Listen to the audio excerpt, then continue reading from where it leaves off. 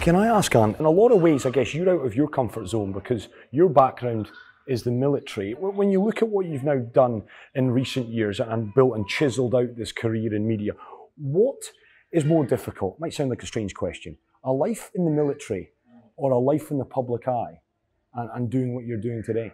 Do you know what? It's a really good question, and no one's ever asked me that. So this life is more challenging. There's more responsibility. You know, in the military, I've got a roof over my head. I'm being fed 24/7. I've got a wage coming in every month. You know, I've got that security behind me. You know, I've got that government security. Where when you step into Civvy Street and you take a risk, like I did, to step into the media and into, you know, the literacy world, you've got to keep that continuity. You've got to keep that going. You know, bills, tax bills, school bills, just that pressure of everyday life, but which is upped to a certain level because once you've opened that door, you're expected to stay there. And that's why you see so many people in my position, I think, that, you know, that get on this scale and all of a sudden they dip. And before you know it, you know, they're struggling, they're trying to tread water. But I find that really challenging, but it's extremely, extremely stressful. So I would say definitely this career is definitely more a Civvy Street. It's definitely got more opportunities in it, but it's definitely more stressful. I don't, you know, when I was in the military, I used to think, oh, Civvy Street, you know, bunch of civvies, never want to be a civvy. But actually, you know, it's hard graft, it really is. And being in the military, what comes with the territory there, I presume, is to be very decisive and clear in your thinking, to be very unapologetic in your approach to everything you do. And obviously we're living in this nuanced time where people take offense to things, there's outrage culture, there's cancel culture. When you, a straight shooter such as yourself, someone who just says what they think and is fairly, you know, I've got my own mind and I'll say it and I'm unapologetic about it. How have you kind of reacted to any instances of public backlash? How has that been? Do you know what? It's been really hard. And I've had to curve my way of thinking, which has really frustrated me. And that might be due to something that I've said that's been not necessarily offensive to, but it's offended someone, right? You're always going to offend someone, you're always going to upset someone. So it's really, really hard. And I've always said to myself, I'll never change that way of me. But then there's a proactive way of talking, and then there's a defensive way of talking. You know, you can get all defensive and say, well, I don't agree with this. That's really, you're not going to get anywhere by saying that. So, and then there's a way of breaking things down and going, this is why I say this is what I believe in, and these are my beliefs, and moving forward like that. But you need a moment like this to be able to explain it. You know, I can't say that 2 minutes on TV. I can't say that 3 minutes on a radio show. I can't say that, you know, when someone's just grabbed me in the street and, you know, I'm just about to go into a show and they're interviewing me for 2-3 minutes. Because it's out of context. It's out of context. So you have to be really, really careful. And that's what I find really exciting and really fascinating about this industry, is that you have to constantly think on your feet. You know, it does give you more psychological strings to your bow. Because rather than going, well, yeah, I'm going to say what I believe, well, should I really say that then? Or do I need to say that then? Because I've put myself in a position where I've said something on a tweet, for example. I've said something on an Instagram post where it's like literally 30 seconds and then it's flipped, it's twisted. The media get hold of it and they do what they want with it.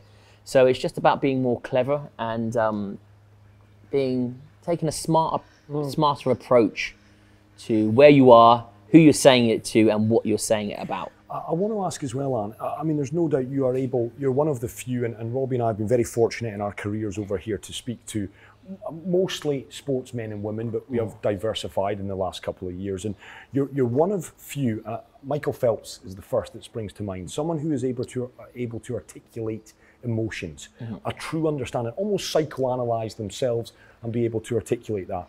Is that something that came from a young boy as you were growing up, or has the military allowed you to tap into that? Were you always fascinated with, how do I feel?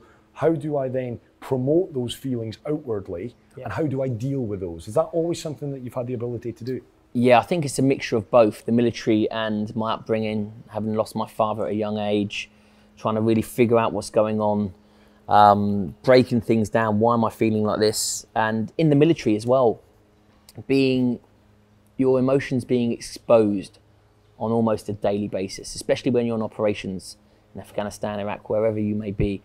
You know, people look at me and they see my TV work and they think that I'm emotionally disconnected. They go, right, how can you not? It's not, it's the opposite. It's because I'm so emotionally connected that I can go, right, actually, I'm not going to use this emotion for this because I know the outcome of it. So I'm going to park that up. I'm going to take this route. Because I've exposed my emotions so many times that I understand them. I know when they're coming, I can understand other people's emotions because I've been there and I've done it. So I'm very emotionally connected, not only to myself, but I know when other people, I know what other people are feeling at a certain time because I've been there and done it. And it's just a way of breaking it down. You know, I'm honest with myself. I'm completely honest with myself. So I know when I'm scared and I go, right, I'm scared. Well, guess what I need to do? I need to take a step back. I need to either look to my teammates. I need to gain some strength in order to tackle this task. And that in itself is courage, you know, just to be honest with yourself, to say that you're scared, especially an ex-special forces operator. When I was on operations, I remember I was point man in the special boat service. And I think it was my third op. Went in massive shitstorm, you know, went into this after a bad guy. And I can remember running into the compound and all hell broke loose. You know, it was really, really, really bad. And I ran up to the door. We managed to breach the compound and I ran up to a doorway. And I stood by the doorway and some rounds started coming through the door. Bullets started coming through the door. So I thought, here we go again. You know, I've sort of been there before, but, you know, really high octane stuff. I can remember just thinking, right, Ant, you've been here before. Wait for the natural pause of the weapon. Wait till you hear the pause and boom, go in. You know, breach that door and get the drop on someone. I knew that the way that I was trained, the way that I moved, the way that I think, that I'd always have to drop on the person. You know, I always believed that in my head.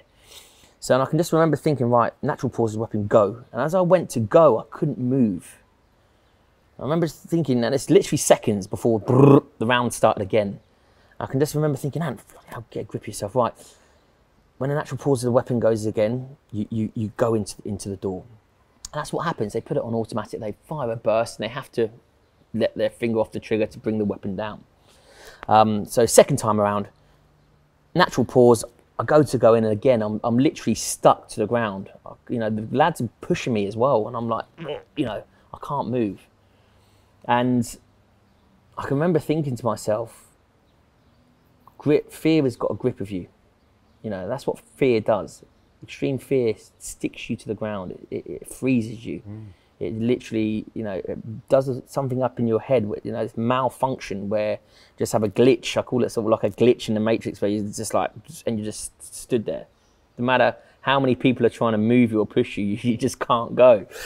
And I'll always remember this. And I get goosebumps talking about it. All my power done behind me, you know, the rawest form of communication is touch. And all he done is he reached around, because I was at the door, he reached around, he grabbed my shoulder and he squeezed it twice. He just squeezed it really softly, not on aggressive, you know, because it just, that's a real, as if to say, brother, listen, I know exactly what you're going through, but rest assured, the moment you go through that door, we're here. I'm going to be right there behind you to take that bullet, to finish the job if you don't do it, to drag you out there if you get hit. And I can remember that squeeze on the shoulder, everything left me. It almost as if my body just purged of all emotion, of all fear. And I was myself again. And it gave me this, and obviously we went in the door, got the job done what we needed to do. But when I got back, it made me realise, so I broke things down. First of all, I was honest, I was like, shit scared. Of course I was stuck to the, you know, bullets going through, yeah, of course, right, boom, I can acknowledge that, process it, move on, that's done. You know, I can acknowledge that emotion. Right. After that, it was teamwork. You know, when you're at your lowest ebb, or when everything is against you, you know, you look around you, see who's there. That's what teamwork is all about. And just that rawest form of communication, nothing verbal, nothing just, touch. Yeah, it was and that's just in all emotions. That's all, exposing your emotions, repeating that process and understanding not only your emotions, but understanding yourself. And that's why emotions are so, so important, because all of our emotions are all different. Your emotions ultimately are you, okay? And the more you expose your emotions, the more you're going to learn about them. And the more you learn about them, the more you're going to learn about yourself. And then the more you learn about yourself, the more you're going to grow, the better version of yourself you're going to become. So when these fearful situations came along, I always jumped in there. I thought, right, boom, boom, because no matter the outcome, that exposure, repetition, you're always going to learn something. And that's what I say with people with their emotions. Some people experience something and they're so fearful of it that they never revisit it again. So they're never going to expose that emotion ever again. So they're never going to learn about that emotion. Therefore, they're never going to learn about themselves. So it has this massive knock-on effect. And only because I've been in those situations and forced in those situations that I can really, really emotionally connect, not only with myself, but with others. Well, when you talk about governing your emotions and your perspective when it comes to military combat, it would seem to me, and obviously I only know through pop culture, and you're going to have to forgive us for all the references. I'm probably going to bring up all sorts of films that we've watched. But it seems to me that the military functions at its best when obviously it's a chain of command, it's hierarchical, you follow orders, you think minimally. You're as they say in Full Metal Jacket, you're a machine of war. Yeah. Essentially, you're not supposed to be thinking and kind of reflecting on what's going on. Yeah. How did that change for you when you were out there? Because life is full of grey areas, isn't it? It's not as black and white as that. And, how did your perspective on what you were doing change as you pondered it, as you gave more thought to it, as you kind of put yourself in the shoes of whether it be your comrades or the enemies you were facing? Did it fundamentally change your outlook? Do you know what? When I was in the Army and in the Marines, it was exactly that. You had I wouldn't like to say a one-dimensional way of thinking, but it's very like, follow your orders, get in there and get the job done. And I started to rebel against that. And that's why I wanted to join the Special Forces, because the Special Forces, you're a team of individuals. Even though there's a hierarchical structure, the promotion is automatic. So once you pass selection, a couple of years after you get a corporal, a couple of years after that, sergeant, you sort of automatically gain that promotion. So the hierarchical structure it's there, but everyone speaks on a level. Where in the Green Army, it's not like that. You've got your officers, you've got your sergeant majors, you've got your, and then you've got your grunts, as we call them, your door kickers, which are the most important people. And I got frustrated with that way of thinking. I felt limited.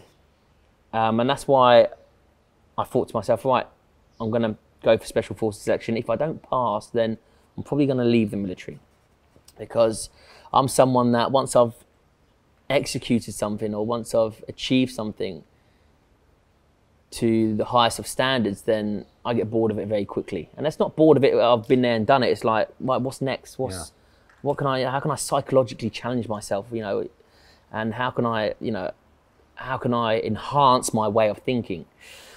But the Special Forces is a team of individuals. Everyone has a voice. Everyone has everyone has a direction. Everyone has a purpose. Everyone has a certain trade that they bring to the forefront.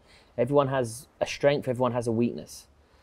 So it was really enlightening when I joined the Special Forces, because I thought it's just going to be a level up, but it's not. It's a whole different world. You're dealing with CIA, you're dealing with MI5, you're dealing with MIC, all these secret services around the world.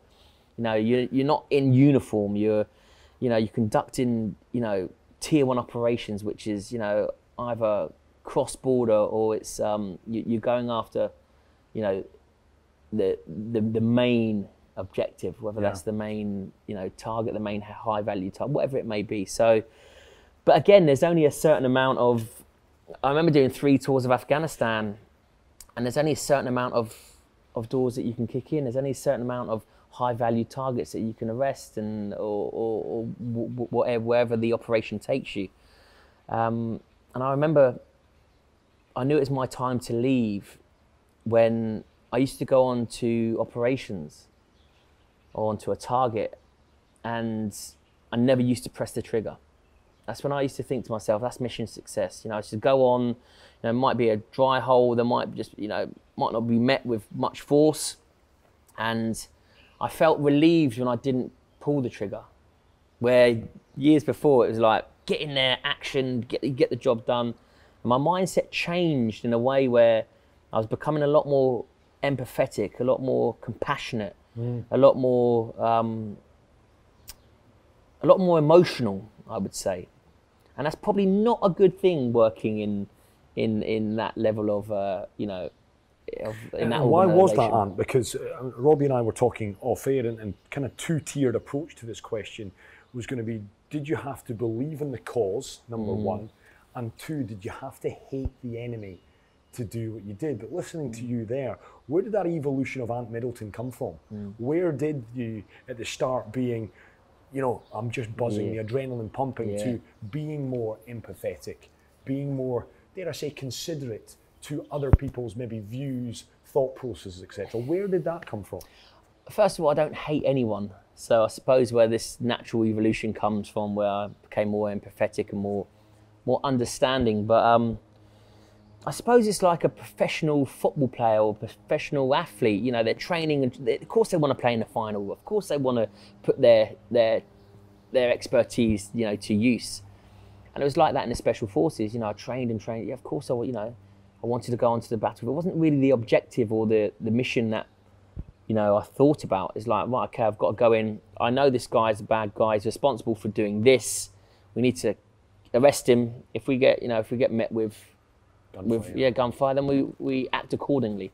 But our goal is our goal ultimately is to save life. Okay, that's what a lot of people don't understand. We're not there to take life. You know, I've got no right to take anyone's life. No one has any right to take anyone's life. But if someone thinks they've got the right to take life, then we simply deny them that right. So it's like going on to a mission. I would be after you, for example.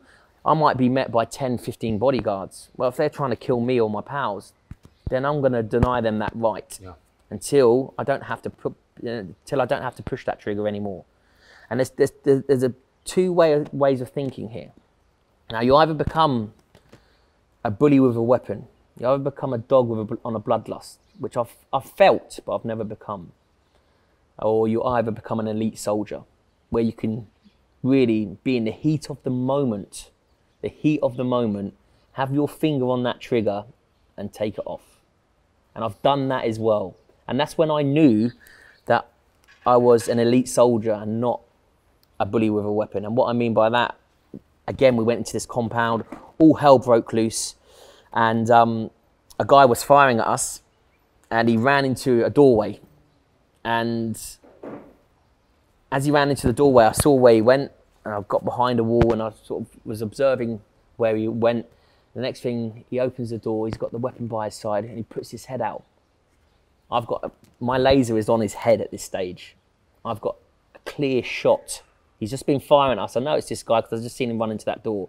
Just seen him come out, weapon down by his side, his intent there. But he's not an imminent threat to my life. He's not an imminent threat because his weapon is down, even though he's been firing at us. But at that specific moment, he's not a threat to anyone's life. And even though I could justify, I could have gone back, I could have pulled that trigger and justified pulling that trigger and gone back and I've gone, yeah, of course, done, on to the next mission.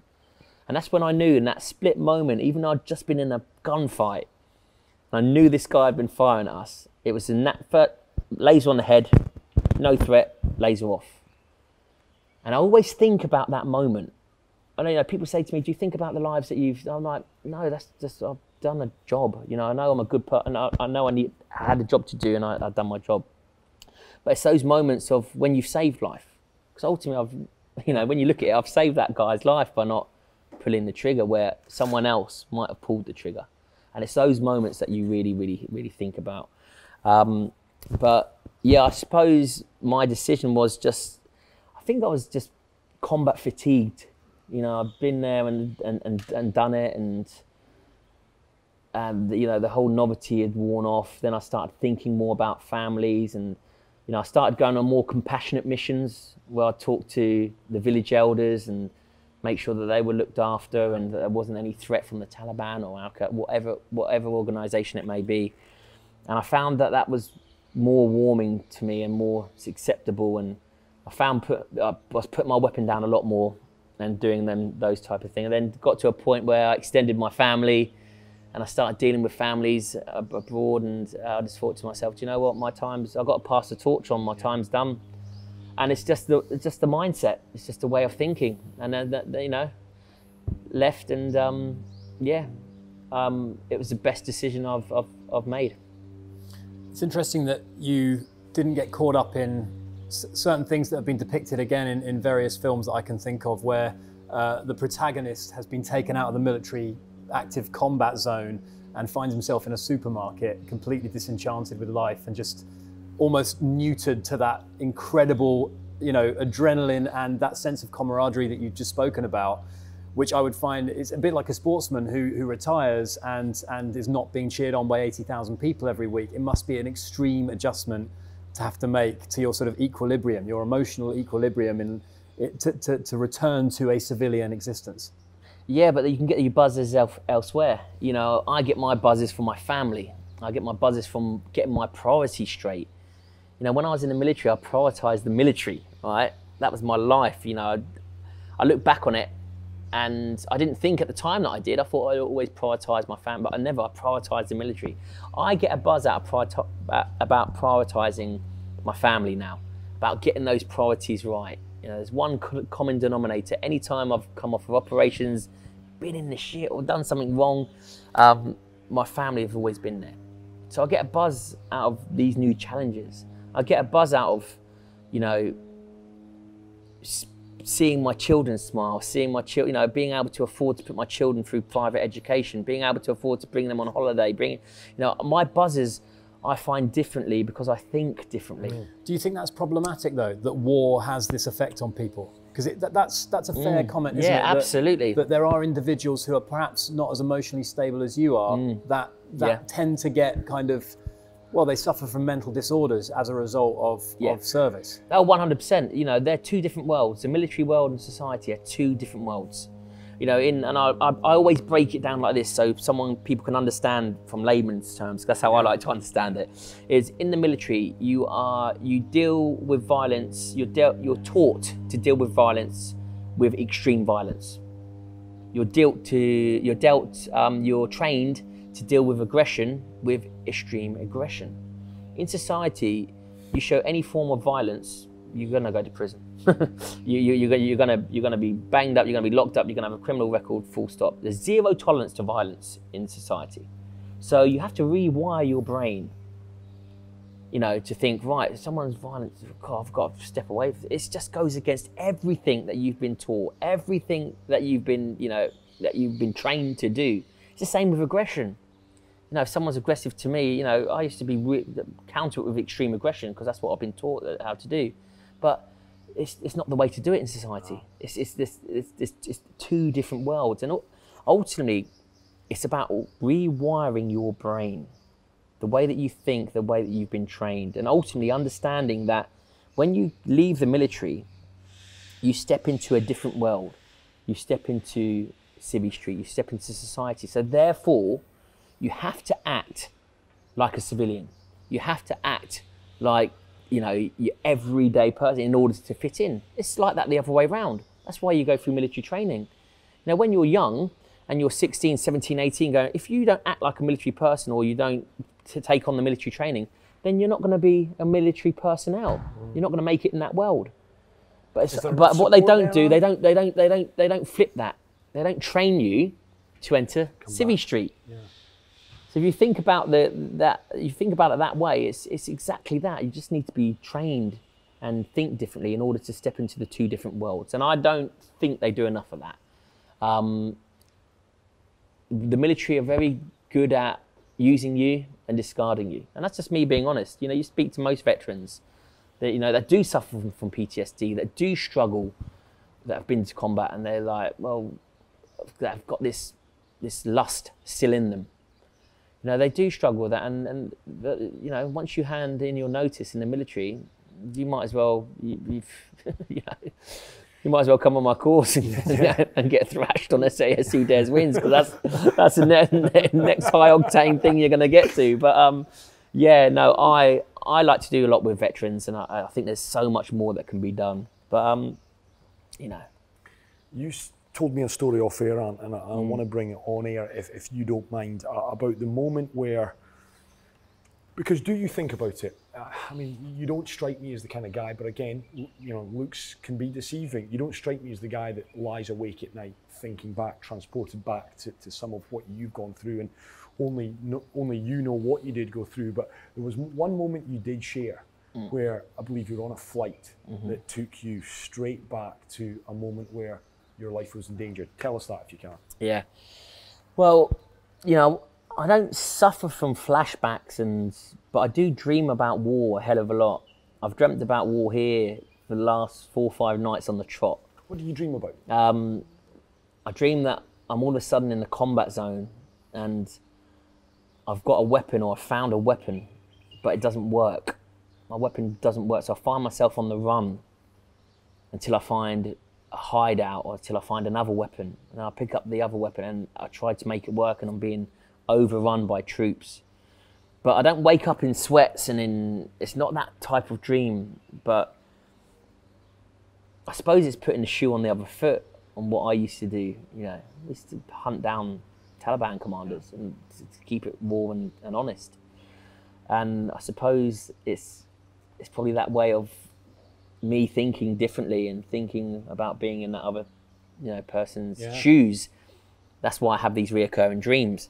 But again, it's not where I'll wake up in sweats, and I've never had a sort of a flashback. The only time I've ever had a flashback is when I was on a flight. I was on a flight, and I'd never watched military movies. You know, it's one of those where you sort of don't, you know, you're like, God, you know, how many rounds you got in that magazine? And, you know, like a gunship, it takes 6 seconds per round. You know, it's firing like every second.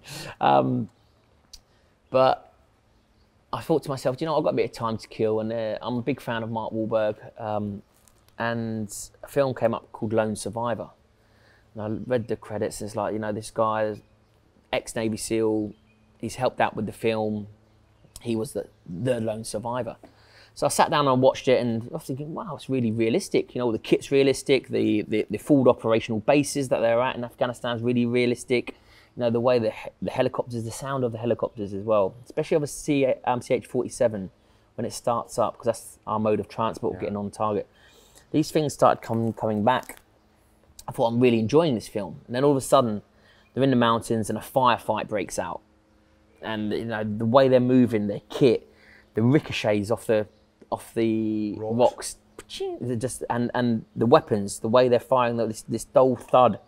And the movement and everything of the kit. And I can just remember looking at the screen and during this firefight being so realistic, and I could taste sand in my mouth.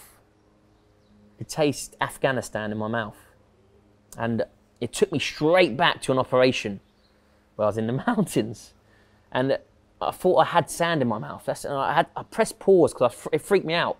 I was on the flight and it really freaked me out, and I pressed pause, and I didn't have nothing, obviously I had nothing in my mouth, but I felt I had granules in my mouth as well, and on the tip of my tongue. It's really, really strange, and I can just remember pressing pause, getting up and walking up and down the flight, just thinking to myself, right, bloody hell, that's weird, really strange, you know, because I like to think that I'm in control of everything, but that little flashback really made me realise that, you know, it's still there.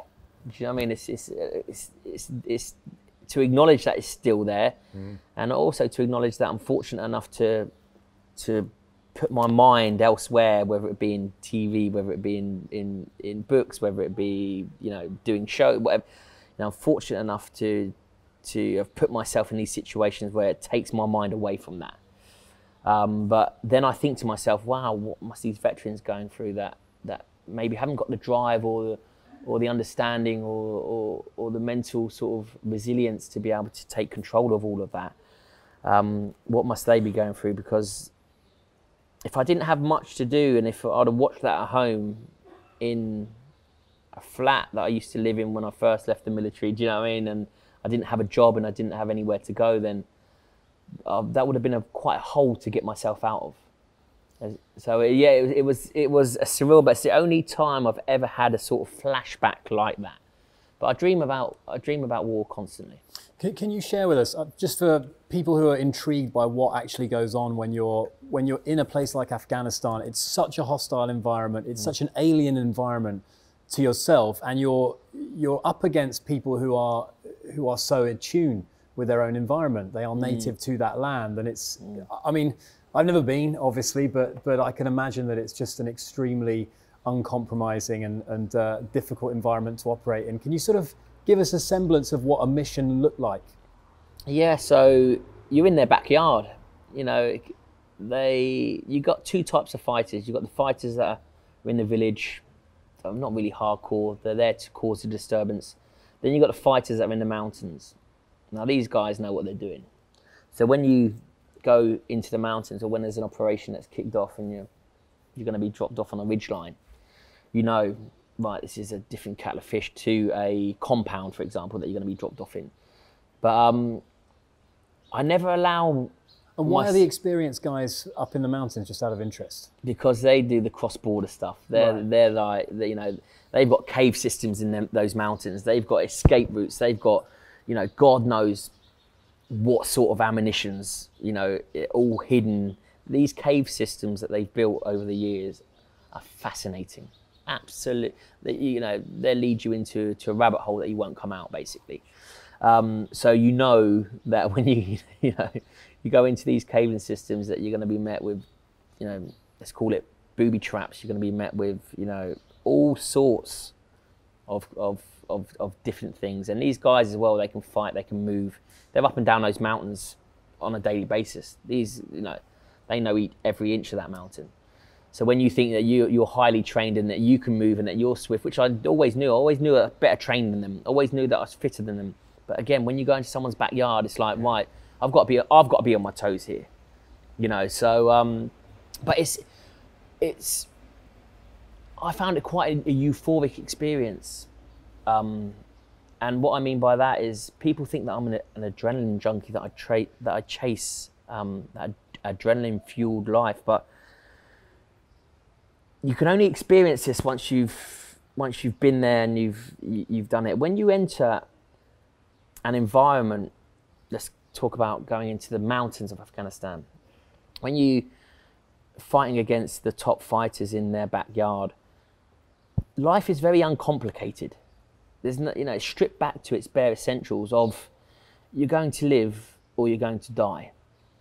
It's as simple as that. That's the mindset that I had. And what I mean by euphoric is it's so uncomplicated. It's probably life at its most purest.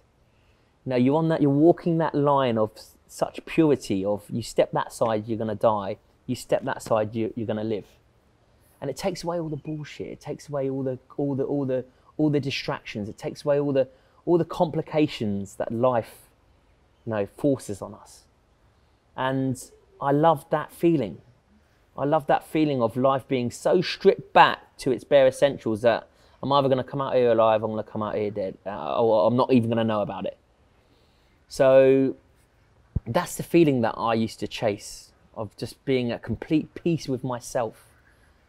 And, you know, when you hear from World War I and World War II of these soldiers writing poems in their trenches, people are like, how the hell are you writing a poem? I completely get that, because they must be at this euphoric stage that I've been in, that I've understood, of complete peace with themselves, complete peace with life. You know, I'm either going to make it out or I'm not. And once you've acknowledged that, then you have that euphoric feeling. So these poems and these letters and all that, I completely understand them, where people are like, right, and you know, I don't really, why the hell would someone write a poem in a trench? I'm like, let me tell you why. So that's how I used to feel. Well, people feel differently. You know, they've got this, they're listening to heavy metal music, they're getting in the zone, they wouldn't need to be in that raging, heightened raging sort of mindset in order to get the job done. Mine was completely different. Did you ever write a poem? No, I didn't, but I've written books, so. Yeah. Just on that though. And that's why I love my books, because, you know, I talk about my emotions because, yeah, it's very sentimental, and it's... That's you in the moment. That's you being self-aware. Life is to the right, death is to the left. It is very black and white as that. Yeah. How, though, do you as an individual reconcile with death, despair, destruction when it's your comrades around you? I'm sure, Ant, and I don't want to get too personal, but I'm sure you have lost friends and comrades. That's you being aware of your own emotions. You are aware that my life could end here, my life could go on here. When it's people around you, how did you reconcile with that? The night after, the day after, the morning after, the night before? Yeah, I prepare myself. I prepare my mind. You know, I'm no fool to think that I'm not going to go on operations and we're not going to lose 1, 2, 3, 4, 5 people. So I prepare my headspace for that. So when it does happen, which it has happened, you're almost 80% there. Because it's like, well, I almost expected this. I lost my sniper partner in Afghanistan. And we gave him, don't get me wrong, we gave a good send-off, but you almost expect that in war. You know, it's like, I expected to lose someone, or I expect even myself, you know.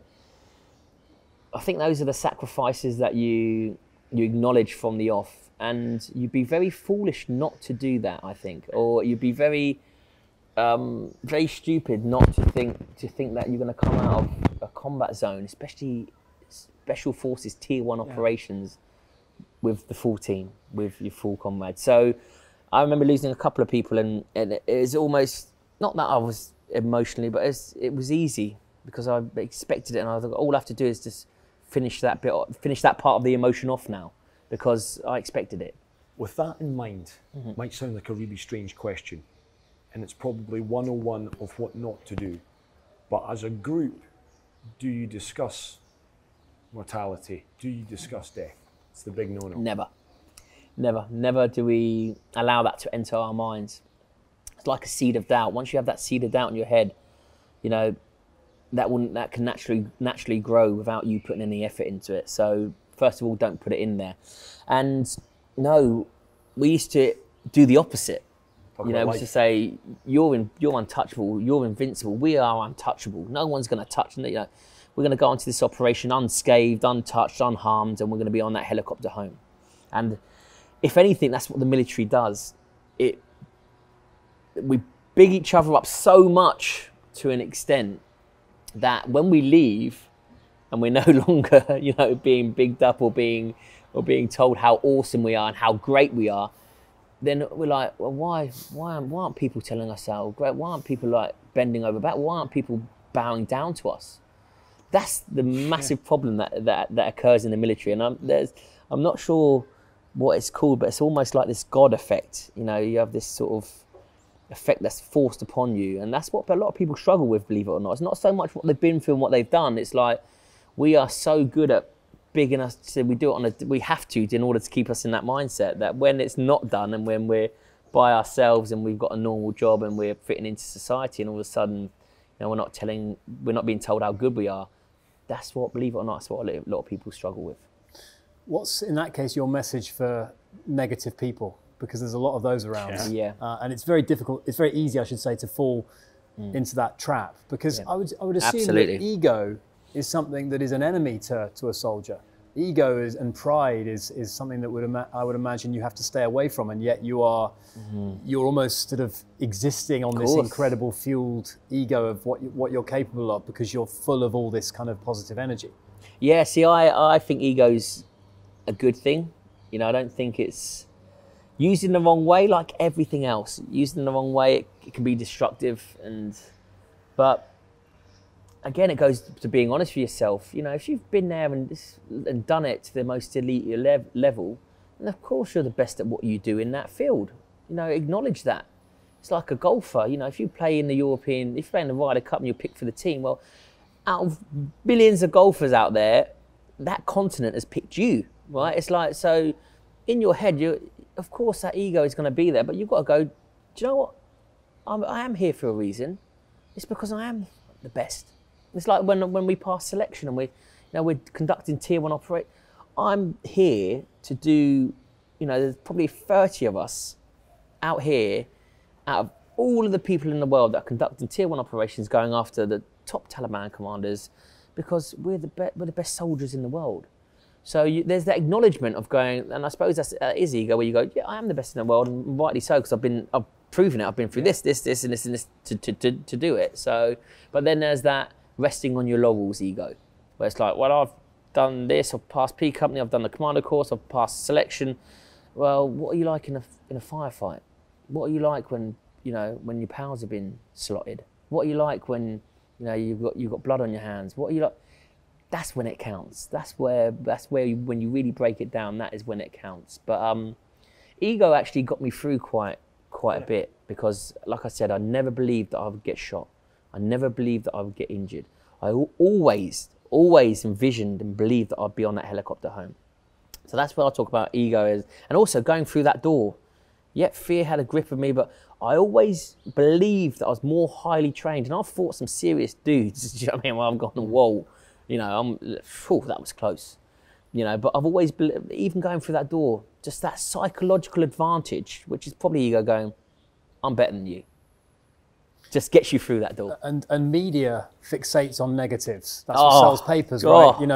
Don't I know about it? Look at the pandemic. I mean, the thing that's been driving that narrative is obviously the negative things are the ones that people gravitate towards. No one opens up a paper to read a good news story. How do you, as a media personality, inhabiting that world where positivity is almost seen as phony, frowned upon in a way? It's almost like, why are you positive? What's there to be positive about? How do you kind of push back on that? I steer clear of it, and I steer clear of negative people. I steer clear of negative situations, and when I mean steer clear of it, I will try and flip that negative person into a positive person. I'll try and flip that negative situation into a positive situation. But if it's just pure negativity that's thrown at me, then I'll just ignore it. Okay. And you're right, people do frown upon you being positive. People frown upon me being psychologically in control. They frown upon me when I go, well, no, there's nothing wrong with me. And they're like, well, how can that be? You've done 3 tours of Afghanistan, Northern Ireland, Macedonia. You should be a basket case. Yeah, you should. By all rights. No, it's going to catch up on you. And I'm like, no, I'm telling you now, my heart goes out to the people that can't control. I'm in full control of my mind. I'm in full control of the way I think.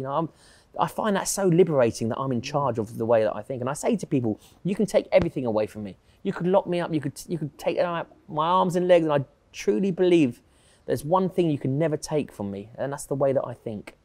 And I find that extremely liberating. That's what liberates me. That's what frees me.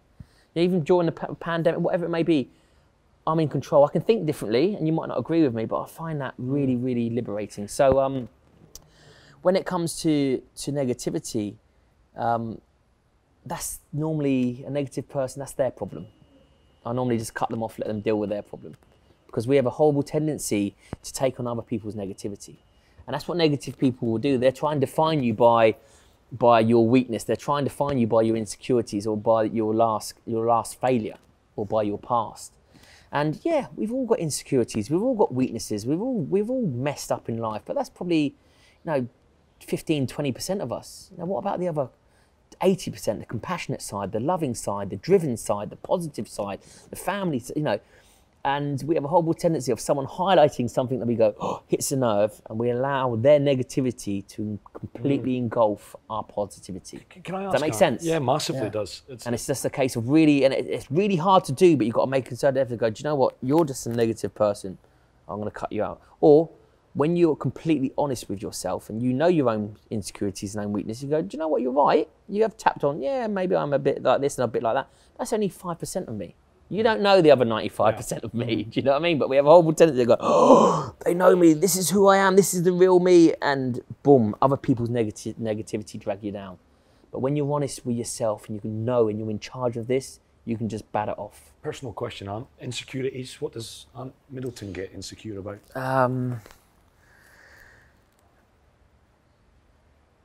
See, I tend not to sort of go into it, but and you're a big bloke, Ant, so if you don't want to answer no, but we all have, insecurity of not being good enough. I suppose that's the main insecurity, or whatever you do. And I'm being a good enough father, being a good enough husband, being good enough at my job.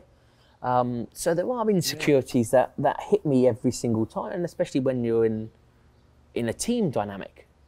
Do I belong in this team? But those insecurities are good once you acknowledge them, because guess what? Everybody has them. Do you know what I mean? So it's just really about acknowledging. And I say to people, and this is what I say to my children. Say to Ant, what's the bravest thing you've ever done? And I don't talk about when I've been through a door that's been round. I don't talk about when I've picked up a dead mate. I don't talk about when I've when I've been up Mount Everest and I've been caught in a storm. There were just moments in time that that I was trained enough to get through. Do you know what I mean? It's like, but the bravest and the most courageous thing I've ever done is being completely honest with myself. And there's a moment that I'd done that when I was young, when I really stripped myself down. When I was that young, cocky, sort of big-headed, non-team player. I wanted to be the best at everything. Doesn't matter. There's a moment that I found myself by myself, isolated, no one wanted to be around me, and I can remember sitting on some steps and really asking myself why. Do you know what I mean? And I started really going, well, Ant, because you're big-headed, you think you're better than everyone else. You rest on your laurels. You talk about this, and this. What have you done since then? You're not a team player. Everything is about you. Of course, no one wants to be around you. So I brought up all my weaknesses. I brought up all my insecurities, and I always go back to that moment when I get a bit above my station, or when something, really, my moral compass is swaying off true north. I go back to those steps. I go, right, be honest, right, boom, boom, and it's the most courageous thing you can do, because we don't like to look in the mirror. We don't like to go, well, do you know what? I'm not good at. Yeah, I am. Yeah. Do you know what? They're right. I am. I could have done better. I did tackle that situation wrong. I did, rather than put up a brick wall, you know what I mean, and take away 20-25% of you, ultimately, never being able to be 100% of who you are. Any regrets? No, I have no regrets in life. And I've messed up, don't get me wrong, but I've no regrets in life, because it's brought me to where I am today. I'm very good at bringing the positives forward and learning from the negatives. I never bring any negative forward, because it's not going to do you any good. No. It's just going to either, keep you in the void, or it's going to slowly crumble, slowly tick away at you and destroy you. And I suppose that's a mindset. I'm very, very good at bringing forward the positives and cutting out the negatives and moving forward with what I have to do. And I do that with everything that I do, like with selection, P Company, Commando course, Everest, whatever it may be. Them big achievements, I don't dwell on them. I don't rest on my laurels. I'm like, right, what's next? People go, oh, what did you feel like when you came back from Everest? I was like, I don't know. I came back because I had a family to look after. I had another job to do. I had another book to write. I had another, show to go on. And I find that really helps with what I do. And boom, boom, on to the next, on to the next, on to the next, on to the next. So, yeah, I'm just no regrets in life at all. And I don't think that we should have any regrets in life, because we're here. There should be lessons or positives. And that's how I look at life. And I do that.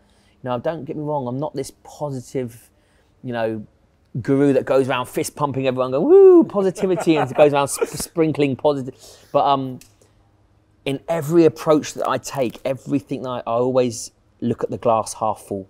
Half full rather than half empty. And I always tackle everything with a positive mindset. And I always say it like this, if you tackle a negative situation with a negative mindset, you're going to have a negative outcome. Full stop. So break it down. Right, is it a negative or positive situation? Right, I've got to tackle it with a positive mindset. And over time, you train your mind to think positively. That's the default mindset that I have, is to tackle everything with positivity. Well, the default mindset for a lot of people is they tackle everything with negativity. What could go wrong? What if this happened?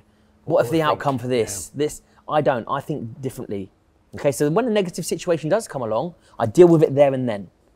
Do you know what I mean? I love doing that. I love going, right, positive, right, boom, right, boom. I focus on that negative situation. I try and flip it into a positive. If I can't, I just move on with my positive mindset. And I say to people, if you think that way, then you're onto a win-win, because you will tackle a negative situation with a positive mindset. However, when a positive situation comes along and you tackle it with a positive mindset, this is when, I don't know what sort of chemical it must it must release from the brain. But I feel like I'm on cloud 9, and that is the majority of the time. I feel like there's nothing that phases me really. I feel like I'm here, I'm just like in this mindset of, because the majority of life is positive if you've learned to flip it into negatives into positive, or if you've learned to veer towards positivity. That's towards positive people, towards positive situation.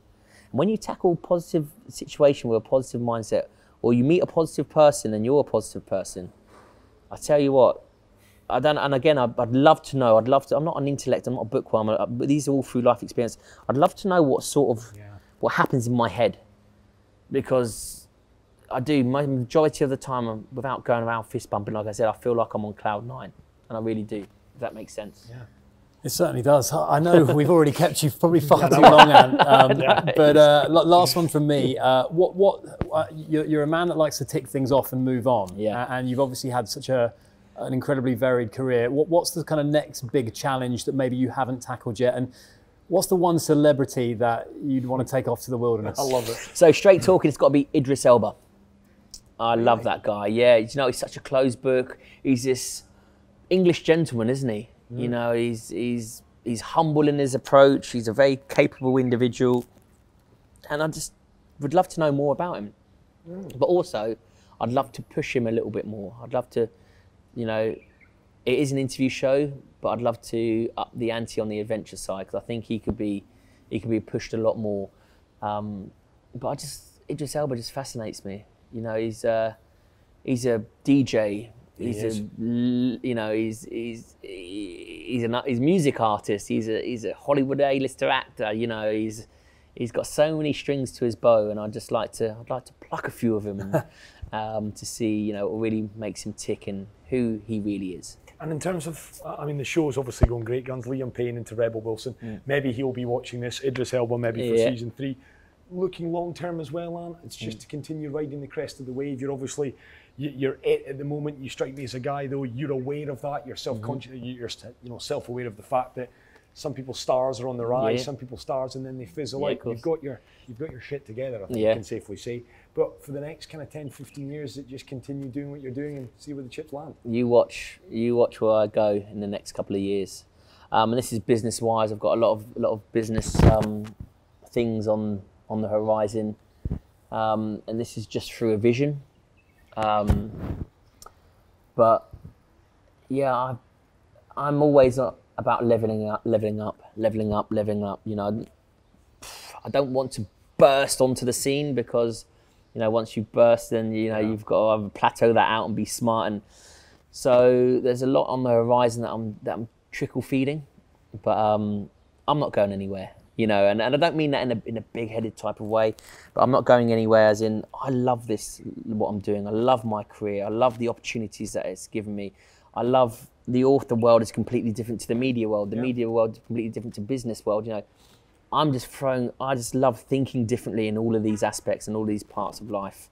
And the world is there for the taking. You know, so much opportunity. It wasn't until I stepped into the world and I thought, there's so much opportunity and so much, you know, to be made and to be built. And I'm going to go out and I'm going to build mine. Well, listen, Ant Middleton, you've given us an hour of gold is what you have. It's been fascinating just listening to you. It's been riveting. We can try and put ourselves in your shoes, but that'll never happen in a month of Sundays. You're already far more popular and successful in the industry that we've worked hard as well to be in. But Ant, listen, it's been a real pleasure. Enjoy your stay. Jumeirah is the Beals-Arai. It is one of the top hotels anywhere on the planet, not just here in the United Arab Emirates. Enjoy yourself. Well, listen, they're looking after me. You've looked after me, so thanks very much, guys. Ant Middleton, thank you so much. Join the conversation on Dubai Eye 103.8.